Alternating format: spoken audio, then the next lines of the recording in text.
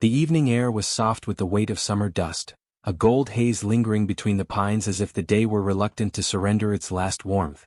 Caleb Rourke rode slow along the narrowing trail, his horse's hooves pressing into earth that still remembered rain from nights past.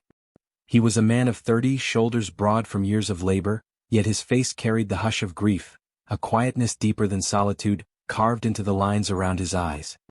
His wife had been gone for 2 winters now, claimed by fever that no doctor could wrestle from her. The cabin they had built together stood on the edge of his land, but to him it felt hollow, a place more haunted than home.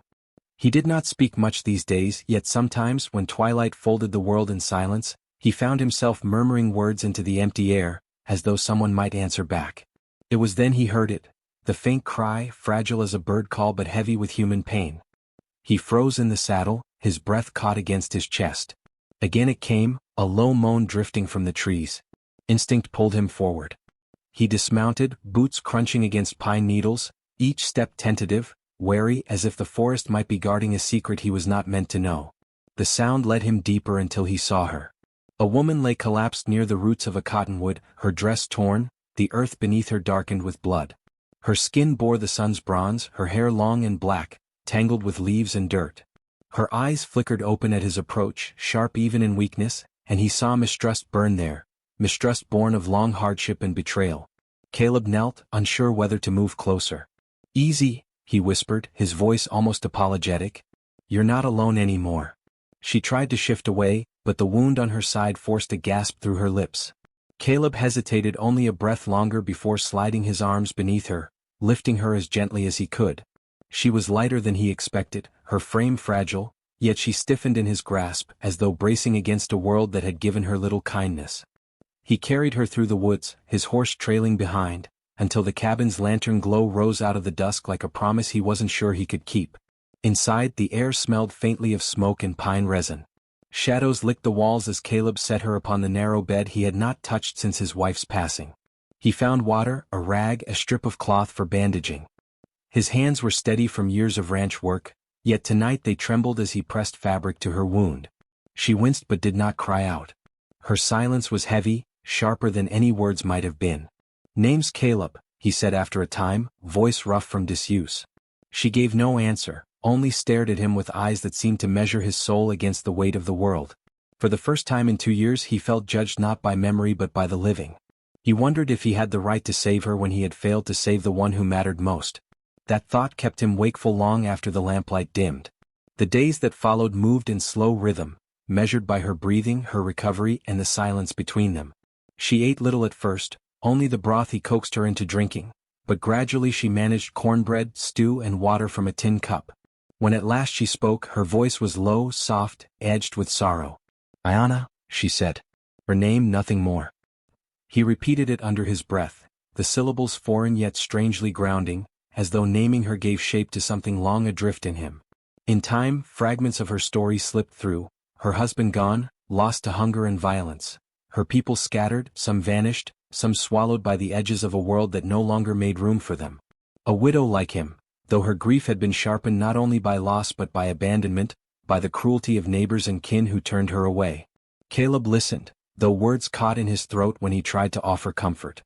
Perhaps she did not need comfort. Perhaps all she needed was space to breathe without fear. And yet the world outside did not forgive easily. Whispers began to circle among ranch hands and in the nearby town, rumors of the widower keeping company with a native woman under his roof. Caleb felt the eyes on him as he bought flour and salt, the mutters behind his back sharp enough to cut. Ayana felt it too. Her posture folded inward, her hands trembling when she walked beside him. Shame, unearned yet merciless, bent her shoulders like a burden of stone. Caleb had no grand speeches. Instead, he shifted closer, carrying the basket himself, his silent presence a shield. In the dim lantern-lit aisles of the mercantile, he caught her glance, wary, grateful, uncertain. And in that moment he realized that strength did not always roar. Sometimes it was nothing more than the quiet choice to stand beside someone the world wanted you to leave behind. At the cabin she began to leave her mark. She fed the chickens, swept the floor, mended torn shirts with nimble fingers. She hummed sometimes, low and melodic, songs that belonged to a world beyond his understanding yet soothed him more than silence ever had. He found himself watching, not with hunger but with a tenderness that startled him. One evening as dusk bled violet across the horizon, she laid a hand on his arm in thanks. The touch was light, brief, yet it lingered in his skin like fire. Memories of his wife rose, sudden and raw, but they did not ache the same way.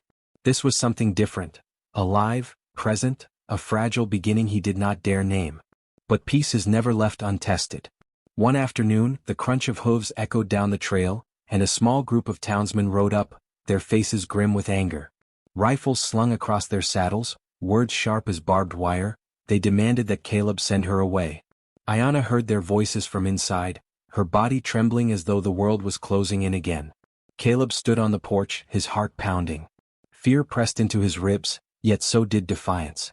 For a moment he thought of giving in, of retreating to the safety of solitude. But then he saw her shadow through the curtain, saw her hand clutching the windowsill as if to hold herself upright. He could not abandon her to silence again. "She stays," he said, voice low but unyielding. The men spat curses, muttered threats, and rode off, but Caleb knew their scorn would echo louder than gunfire. That night, Ayanna tried to slip away. He found her at the door, moonlight silvering the tears on her face. Her whisper was jagged. She was nothing but trouble, she could not bring more ruin upon him. He answered with words heavier than stone. Her life mattered more than what others thought. Their argument frayed into silence, two figures poised on the threshold of loss.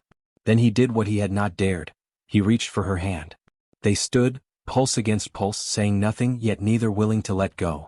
It was not survival alone that bound them in that moment, but the first flicker of something fiercer. Days turned into weeks. The bond between them deepened not through declarations but through the small fabric of shared life. They mended fences together, split firewood, shared quiet laughter by firelight when the world outside grew too loud. One morning she set a woven necklace around his neck, her silent vow that she was no longer drifting.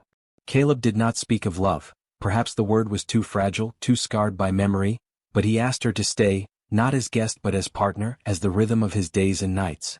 And so it was that at dusk, when the horizon burned gold and the cicadas hummed their eternal hymn, they sat side by side on the porch. Her hand found his, steady and sure. The past still lived in both of them, but its weight was softened by the presence of the other. Caleb turned, his voice little more than breath, yet truer than anything he had spoken in years. "You're not alone anymore." The words drifted into the evening air, caught between pine and sky, and for the first time since loss hollowed him, Caleb felt the truth of them. For the first time since exile bent her shoulders, Ayanna felt them too. And as night descended, a quiet understanding settled over the cabin, that even in a land as wild and merciless as this, two broken hearts could find their way back, not by thunderous passion, but by the soft endurance of choosing, again and again, not to let go.